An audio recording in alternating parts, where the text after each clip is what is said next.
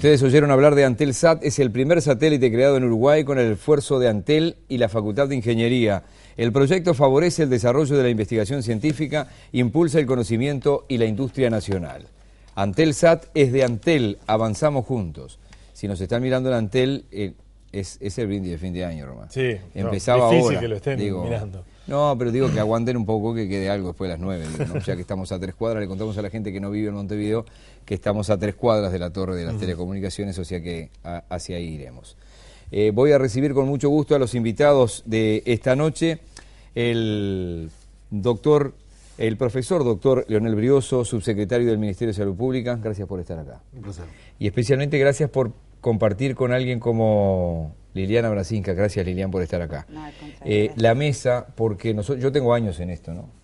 Que es muy bueno tener más de 30 años en esto y después te pones a pensar que bueno sería tener menos, pero bueno. Me pasó 1000 veces que llamara a un diputado, a un senador, y el senador me dice, no, yo con diputado no debato. Y ni que hablar un viceministro con alguien que trabaja en una organización a favor de determinadas cuestiones. No es fácil. Le preguntamos si iba a estar o no en la mesa, si no tenía problema, así que muchas gracias. Porque Nos conocemos hace años. No, está bien, pero vos sabés que parece una obviedad, pero me parecía bueno rescatarlo, porque hay gente que dice con tal y tal no debato, o por una cuestión de jerarquía. No, digo, yo no tengo problema en ir, pero es cuestión de toda la semana, cuestión de jerarquía. Yo no tengo problema en ir, pero yo en el pedestal y el resto en otro lado. O sea que muchas gracias. Gabriel Román. Lo primero que quería preguntárselo al doctor Brioso, tiene que ver con, porque cuando gente se enteró que íbamos a hacer este programa y que el doctor Brioso iba a estar acá, inmediatamente me hablaron de este tema. Antes de que se aprobara la ley, mientras se procesó la discusión, que además fue muy largo, estoy hablando de hace 10 años, ¿no? ¿Cuánto hace que se está discutiendo sobre una ley? No, más del año 85. Por eso, o sea que hace 25 años. Se han manejado algunas cifras, se manejaban algunas cifras.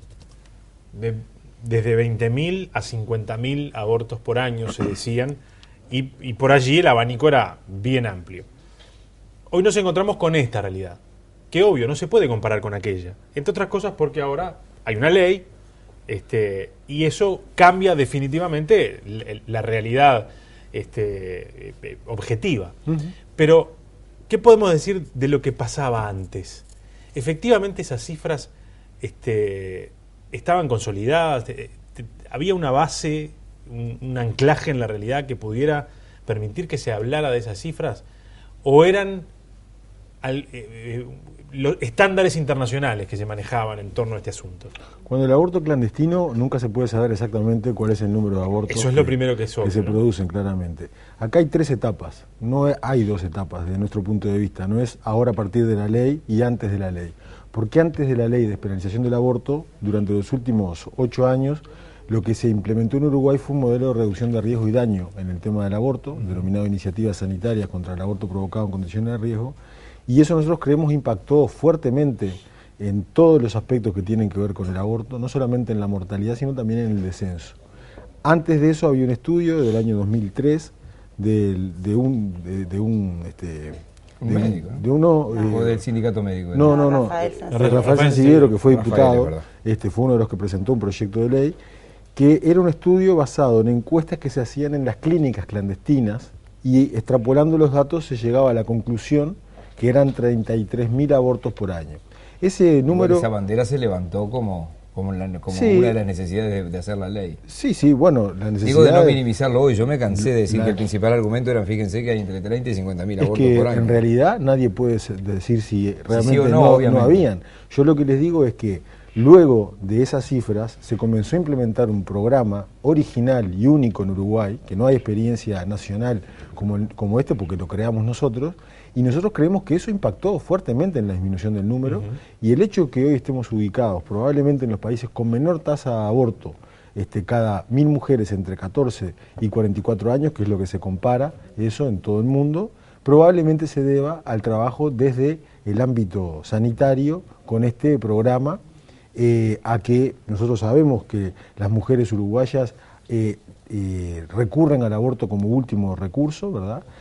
Claramente, y que los niveles de anticoncepción y de educación han ido mejorando, sobre todo claramente en el gobierno progresista. Con la era progresista desde el año 2005 hubo un cambio radical al respecto de incrementar los derechos sexuales y los derechos reproductivos en todos los sectores, ¿verdad? En la educación, en la salud. El Sistema Nacional Integrado de Salud también impacta fuertemente. Antes no teníamos un sistema de salud, era un asistema. Entonces creemos que hay muchos elementos para plantear que eventualmente podía ser esa cifra antes, ¿verdad? Hubo muchas cosas que pasaron en el medio, bueno, y hoy nos encontramos con una realidad bastante distinta. Ahora, en todo caso, y esto te incorporo, Liliana, Gracias. en todo caso, cuando aquellos que eran detractores de la ley señalaban esto va a generar que se suelte la rienda y que cualquiera y en todo momento las mujeres vayan y se hagan a hacerse aborto, entonces no se cuiden, y como después uno va a una institución de salud y te van a dar la pastilla, la gente no se va a cuidar y se va a disparar el número de abortos y esto va a ser cualquier cosa. En todo caso, las cifras indican que con una ley, para aquellos que son detractores de la ley, indica que con la ley el número de abortos disminuye.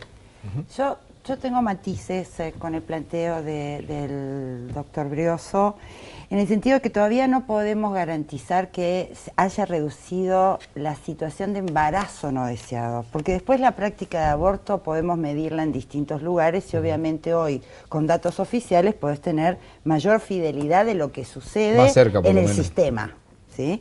Todavía seguimos teniendo un gran agujero negro en lo que no llega al sistema, ¿no? Y por lo tanto ya tenemos una muerte de una mujer este año y 2 muertes el año pasado de mujeres por aborto. El gran nudo acá del problema son 2. Uno de ellos es que todavía no tenemos todos los dispositivos para que no se produzcan embarazos no deseados. Y no lo voy a poner solo en términos de acceso a métodos anticonceptivos. Los índices de violencia en este país hacia las mujeres son altísimos. Y uno no puede pensar que solo es el golpe. También la violencia sexual está involucrada en la violencia de género y en la violencia hacia las mujeres. Nosotros hemos hecho una encuesta de hogares en el 2012 en mujeres entre 15 y 49 años y te da que un 25% de mujeres no usa métodos anticonceptivos y tiene un 40%, y en 40% tienen altas dificultades para negociar el método anticonceptivo con sus Una de cada parejas. 4. Exactamente, entonces, esa condición, que no solo depende de la efectividad o no de la política pública, que es un elemento, también da para suponer que la generación de embarazos no deseados no ha sido abordada todavía con la batería integral que se debería abordar. Por otro lado, lo que vos comentabas fue siempre discusión desde las organizaciones de mujeres y feministas, que pensar que porque se liberaba la práctica, las mujeres la íbamos a ejercer más, Claro. como si fuera una causa de deseo, es no entender nada de la problemática. El aborto no es una causa, es una consecuencia. Las mujeres no nos embarazamos para ir a abortar. Las mujeres abortamos porque nos enfrentamos a un embarazo que no podemos sostener. Entonces, hoy por hoy lo que se demuestra es que ni hubo catástrofe, Claro. que ni esto se terminó convirtiendo en una práctica dulce, y lo que sí, lo que tenemos que avisar, porque ya lo avisamos en el Parlamento cuando esta ley se estaba gestando y se estaba discutiendo, es que se estaba aprobando una ley que tenía altas dificultades para su implementación.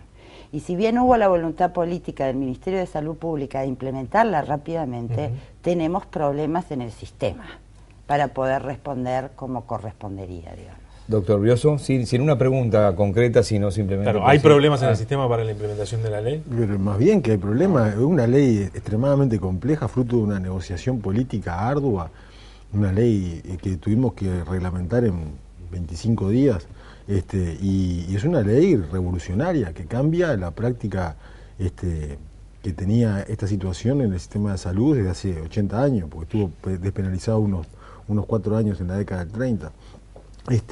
Problemas hay, son problemas de crecimiento, ¿no? Como decimos siempre, son problemas que hacen que hoy las mujeres tengan mucho más derechos que lo que tenían antes. Es una muy buena ley en ese sentido, es una ley que avanza en los derechos, inequívocamente, en los derechos sexuales y reproductivos de las mujeres, y los problemas los vamos solucionando uno a uno como se van presentando. Con respecto a otro asunto que decía Lilian, sobre que no es tan desplegada toda la batería de medidas como para evitar el embarazo. y daba algún ejemplo. ¿El ministerio allí tiene margen de acción o en realidad las cuestiones más vinculadas a la violencia deberán ser abordadas integralmente y no tendrá solamente que ser el ministerio el que trabaje en esa área? El Ministerio de Salud Pública tiene una misión fundamental en esto, tiene un área específica que trabaja en todos los aspectos de salud sexual y reproductiva, tiene un departamento que trabaja los temas de género y estamos vinculados con el Ministerio de Educación y Cultura en todos los programas de educación formal que hoy existen hoy en primaria, en secundaria y en UTU, con dificultades, pero existen, una realidad impensable hace unos años atrás. Los métodos anticonceptivos, tenemos toda la batería de métodos anticonceptivos universales disponibles y de la mejor calidad. Nos faltaba solamente uno, que son los implantes, que son unos pequeños implantes plásticos con hormonas que se colocan debajo de la piel y duran 5 o 10 años. Son un poco el método que está dando más seguridad ahora, sobre todo luego del primer embarazo, ¿verdad? Y los vamos a tener ahora el año que viene. No faltan métodos anticonceptivos. Y tenemos servicios seguros en los casos de interrupción del embarazo. Tenemos un departamento que trabaja los temas que decía Brasinca con respecto a la violencia, hemos desplegado los servicios de violencia dentro del sistema asistencial, o sea, por supuesto que falta, y por supuesto que estamos en una situación en realidades complejas, pero sin duda estamos mucho mejor que lo que estábamos antes, y sin duda estamos muchísimo mejor que lo que está en el resto de los países de la región, ¿no? Y somos hoy vistos con lupa por esta serie de políticas basadas en los derechos sexuales y reproductivos por todo el mundo, ¿verdad? Somos la vanguardia a nivel mundial, sin lugar a dudas, en la agenda de los derechos sexuales y reproductivos, y de hecho estamos presidiendo la comisión internacional que va a revisar lo que pasó en el Cairo en 1994, 20 años después, Cairo más 20 que se llama, la presidencia del Ejército Uruguay, justamente por este rol. Y nosotros en la región hemos tenido también un papel muy destacado, fruto de las realidades que tenemos. Algo puntualmente sobre esto, porque tenemos que hacer una pausa y obviamente tenemos después preguntas. ¿Alguna cosa puntual que quieras sobre esto? Sí, yo creo que la ley no es buena. La ley no es buena porque, entre otras cosas, si hay que modificar algo de la reglamentación, lamentablemente hay que modificar la ley. No le permite al Ministerio de Salud Pública hacer adecuaciones. Por ejemplo, no tenemos la suficiente cantidad de equipos profesionales, ginecólogos, asistentes sociales y psicólogas para que operen en todos los pueblos de todo el país. Por lo tanto, hay lugares del país donde el traslado es necesario y hay lugares como Soriano donde hay que trasladar a Fray Bentos. Salto ahora se corrigió porque va una médica una vez por semana. Río Branco tienen que ir a Melo. Estas situaciones son obstáculos de acceso a los servicios que lamentablemente siguen impactando a las que están en situaciones de mayor vulnerabilidad, ¿no? Entonces eso es una señal de alerta, y además el hecho de que siga siendo el aborto considerado delito complica mucho el trabajar contra el estigma de la práctica, tanto para las mujeres que lo realizan como para los profesionales que lo proveen. Bien, o sea que lo de Salto, me quedo con eso, ¿no? Porque ahí se dio una situación muy particular, ¿no? Más Salto tiene ya 120, 125 mil habitantes, la capital. Y los 12 ginecólogos habían dicho no. Sí, habían realizado objeción de conciencia. Nosotros estuvimos en Salto para solucionar esta situación y hablamos con el equipo ginecológico. Algunos tenían motivos reales, otros eran más discutibles. Y lo que hicimos fue instrumentar con las dos instituciones, con la FEM y con ACE, para que se contratara una ginecóloga, para que fuera para allí una vez por semana, va 2 días, y ahora ya está más solucionado el asunto porque se van a erradicar ginecólogos jóvenes que no hacen objeción de conciencia, o sea que este tema está solucionado. Claro, porque para las instituciones es obligatorio. Para las instituciones es obligatorio. Por lo tanto, tiene que... Por supuesto que sí. Una solución hay que dar. Por supuesto. Y hay otro tema también importante que sí es cierto. ¿En Río Branco qué pasó? Y es cierto que hay muchos lugares donde no es tan chiquito, puedo entender en un pueblo de 3.000 personas, pero no en Río Branco. Y es cierto también que en muchos lugares las mujeres que quieren interrumpir el embarazo prefieren ir a otro lado también, ¿verdad? Porque es un elemento... Está bien, pero ella creo que lo planteaba no porque quisieran trasladarse, sino porque no tenían más remedio. Bueno, no me consta esa situación que no exista la posibilidad de resolverlo ahí. No dudo de lo que dice Lilian, pero quiero agregar ese elemento también. Mujeres que no en el ámbito donde viven. Claro, sigue siendo una práctica estigmatizada, ¿no? Socialmente. No, y si tenés que enfrentarte a un psicólogo y a una junta, etcétera. Hacemos una pausa, seguimos, tenemos muchos más minutos para compartir con los invitados. Digo, ya venimos.